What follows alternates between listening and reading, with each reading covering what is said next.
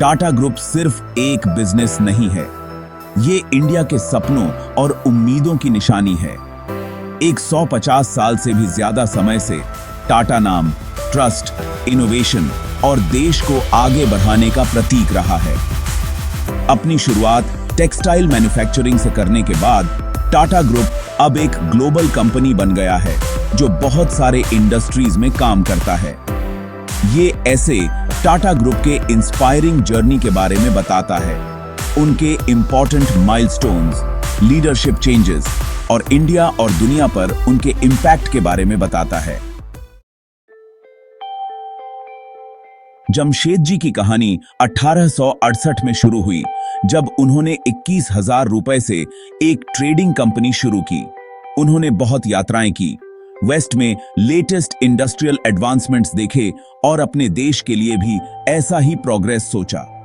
उनका मानना था कि इंडिया अपने रिसोर्सेज और पोटेंशियल के साथ एक बड़ी इंडस्ट्रियल पावर बन सकता है। उनकी पहली कामयाबियों में से एक थी नागपुर में एम्प्रेस मिल्स की स्थापना।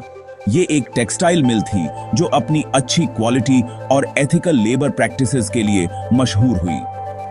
मजदूरों के सम्मान में जमशेद जी का विश्वास अपने समय से बहुत आगे था। उन्होंने एम्प्रेस मिल्स में मजदूरों के लिए बहुत सी पॉलिसीज शुरू की, जैसे कम काम के घंटे, पेड लीव और फैक्ट्री में मेडिकल केयर। उस समय इंडियन इंडस्ट्री में ऐसा पहले कभी नहीं हुआ था। जमशेद जी के सपने सिर्फ टेक्सटाइल तक सीमित नहीं थे। इंडिया के लिए उनके 3 बड़े विजन थे। एक वर्ल्ड क्लास स्टील इंडस्ट्री बनाना, हाइड्रो इलेक्ट्रिक पावर बनाना और साइंटिफिक रिसर्च के लिए एक मशहूर इंस्टीट्यूशन बनाना। ये सिर्फ सपने नहीं थे, ये सोचे समझे प्लान्स थे जिनके पीछे पूरी रिसर्च और ग्लोबल इंडस्ट्रियल ट्रेंड्स की गहरी समझ थी। 1907 में जामशेदपुर में Tata iron and steel company, जिसे अब टाटा स्टील के नाम से जाना जाता है, की स्थापना के साथ उनका इंडियन स्टील इंडस्ट्री बनाने का सपना पूरा हुआ। ये इंडिया की इंडस्ट्रियल हिस्ट्री का एक टर्निंग पॉइंट था। उस समय स्टील नेशनल स्ट्रेंथ का प्रतीक था और टाटा स्टील देश के लिए बहुत गर्व की बात बनी। टाटा स्टील की नींव रखने के साथ साथ जमशेद जी इंडिया में हाइड्रो इलेक्ट्रिक पावर का इस्तेमाल करने के अपने विजन को पूरा करने के लिए भी काम कर रहे थे। उनका मानना था कि इलेक्ट्रिसिटी इंडिया की इंडस्ट्रियल पोटेंशियल को अनलॉक करने और यहां के लोगों की जिंदगी बेहतर बनाने की कुंजी है। 1910 में उन्होंने अपने बेटों दोराबजी ताता और रातनजी ताता को Tata hydro electric power supply company बनाने का काम सौंपा, जो बाद में टाटा पावर कंपनी बनी। कंपनी का पहला प्रोजेक्ट खोपोली में हाइड्रो इलेक्ट्रिक पावर प्लांट बनाना इंजीनियरिंग का एक कमाल था। इसने बॉम्बे, जो अब मुंबई है, शहर में बिजली पहुंचाई और इसके बहते इंडस्ट्रीज को पावर दी। भाग 5, global expansion, venturing beyond borders. 1904 में जमशेद जी के निधन के बाद दोरबजी ताता ने काम संभाला और उनके नेतृत्व में टाटा ग्रुप का विस्तार और डाइवर्सिफिकेशन होता रहा। ग्रुप ने केमिकल्स, सोप्स और एयरलाइंस जैसे नए इंडस्ट्रीज में कदम रखा।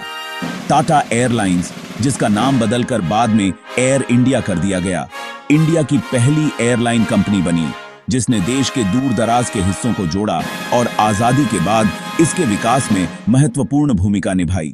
दोरबजी अपने पिता की तरह फ्यूचर में इन्वेस्ट करने का महत्व समझते थे। उन्होंने सर दोरबजी टाटा ट्रस्ट की स्थापना की, जिसने पूरे भारत में एजुकेशन, मेडिकल और सोशल वेलफेयर के लिए बहुत सारे कामों को फंड दिया। भाग 6, the philanthropic spirit, giving back to society. Philanthropy Tata group के डीएनए में है। अपनी शुरुआत से ही ग्रुप समाज की भलाई के लिए अपने रिसोर्सेज और इन्फ्लुएंस का इस्तेमाल करने के लिए कमिटेड रहा है। जमशेद जी टाटा का मानना था कि किसी भी कंपनी की असली कामयाबी सिर्फ उसके प्रॉफिट में नहीं, बल्कि समाज में उसके योगदान से भी आंकी जाती है।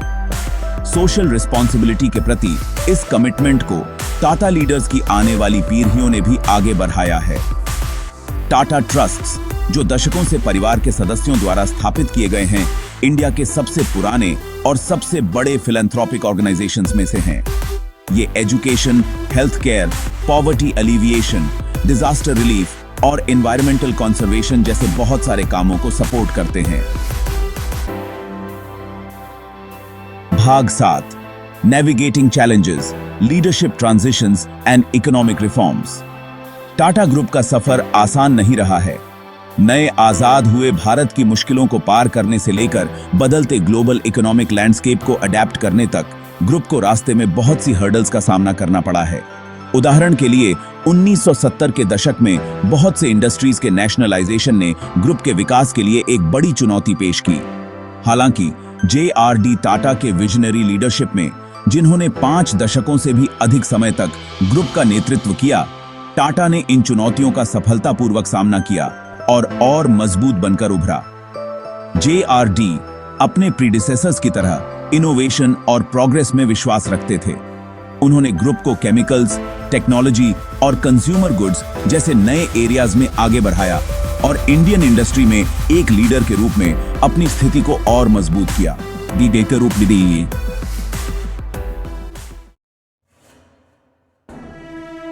भाग 8, the Tata group today, a global power house.